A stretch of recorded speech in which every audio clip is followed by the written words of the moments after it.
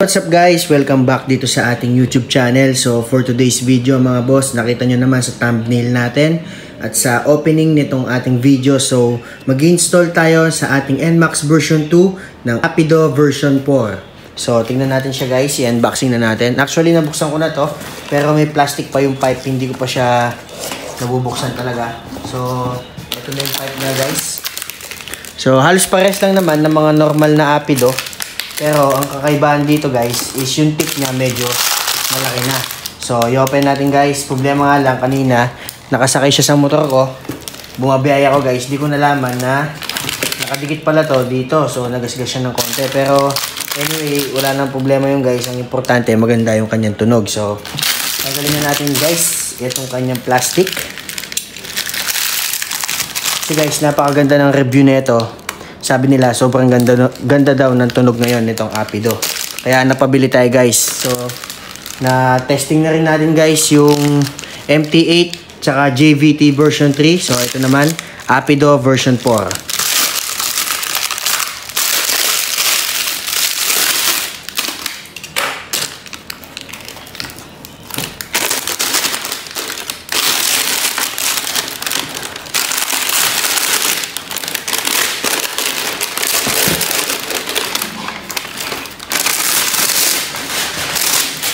So ito na siya guys, tignan nyo naman, napakalinis. So ito yung naging gasgas niya. So hindi ko nalaman, tumatama pala kanina pero okay lang yan, madali lang naman magpintura. So ito yung tip niya guys, tignan natin. Yan, medyo mas malaki na siya kumpara natin sa mga ibang version nitong Rapido. So ito guys, parang maganda daw yung tunog sabi nila. So syempre, testingin natin yan. So ito naman guys, yung kanyang elbow. Open na din natin.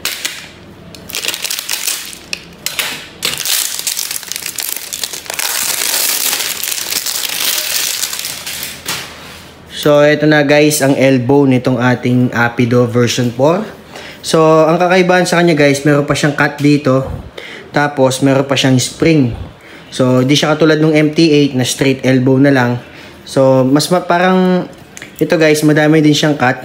Pero, tingnan nyo, maganda naman yung pagkaka-welding sa kanya. So, ano pang hinihintay natin guys? Install na natin siya dun sa ating NMAX version 2. So, ito siya guys, no? Install na natin dito sa ating NMAX. So, hindi ko na isa-isahin guys kung ano yung mga gamit na gagamitin ko. Alam nyo naman to kasi meron na tayong mga last video tungkol dyan. So, panoorin nyo na lang guys kung paano ko palitan ng Rapido version 4 itong stock pipe ng ating NMAX version 2.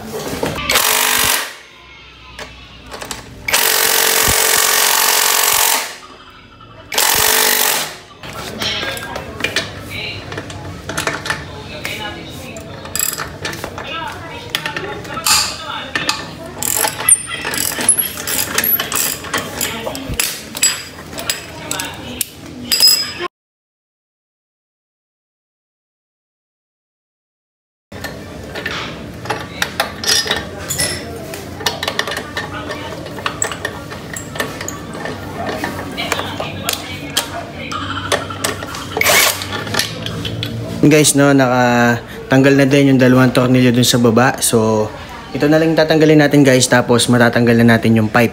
So, hindi ko na na-videoan guys yung pagtanggal ko dun sa tornilyo sa baba kasi napakahirap niyang videoan. So, napakalalim kasi. So, ito na lang guys. Alam nyo naman na yun sa mga unang video natin, nagawa na natin. So, ito na siya guys. Tanggalin na natin itong stock.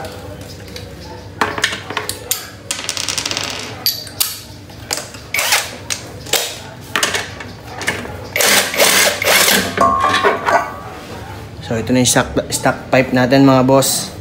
So ilalagay na natin yung ating Rapido. So ayan guys, nalagay na natin yung elbow nitong ating Rapido version 4. So syempre ilalagay na natin itong ating canister nya. So bago ko siya install guys, papakita ko ulit sa inyo yung kanyang tip. Yan, medyo malaki na yung butas niya guys.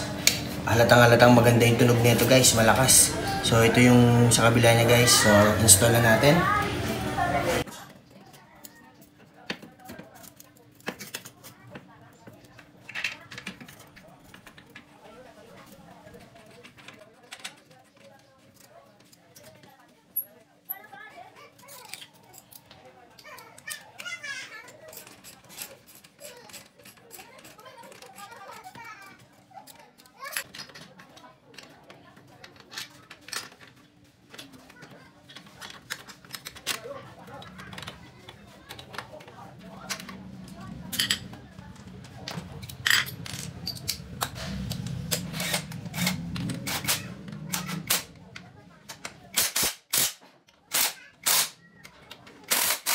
Guys, na-install na natin itong ating Apido version 4 dito sa ating NMAX version 2. Tignan nyo naman guys, napakaganda niyang tignan. So, sa mga naunang video natin, na-try na natin yung MT8 tsaka yung JVT version 3. So, ito guys, Apido version 4 naman. Tignan nyo yung tip niya guys. Na medyo malaki na yung tip niya. Tapos yung elbow, napakaganda. Tapos meron pa yung spring doon. So, syempre guys, di mawawala yung ating sound check dito para marinig nyo naman kung gaano kalakas itong Apido version 4 para may idea din kayo kung gusto niyo bumili nito guys. Alam niyo na kagad yung tunog. So tara guys, sound check na natin. Let's go. Sound check na natin. So kung gusto niyo mas marinig na maayos yung kanyang tunog is gumamit kayo ng headphone o kaya naman headset kasi syempre cellphone lang itong gamit ko. So ito na guys, start ko na itong ating motor.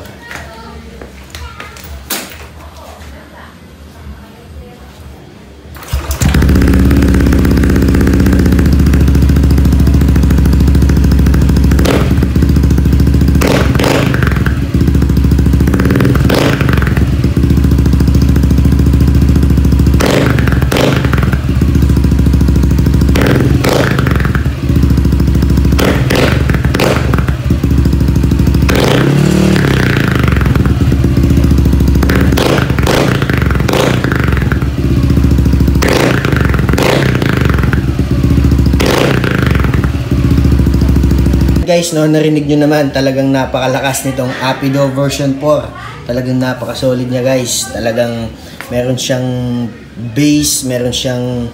Basta, di ko alam, di ko maintindihan yung tunog niya guys. Basta napakalakas, lalo na sa personal. So, kung gusto niyo mas marinig siya na maayos guys, sabi ko nga sa inyo, gumamit kayo ng headphone o kaya naman headset. So, ito yung view niya guys dito sa ating NMAX. So, hindi ko na siya lalagyan ng heat guard kasi parang mas gusto ko na ganyan lang siyang tignan. Tapos ito yung elbow niya. So, yun lang guys. Maraming salamat sa panonood dito sa ating YouTube channel. So, kung nagustuhan niyo yung video na to guys, please like, share, and subscribe. So, yun lang guys. Kita-kita tayo sa susunod natin na video. Maraming salamat.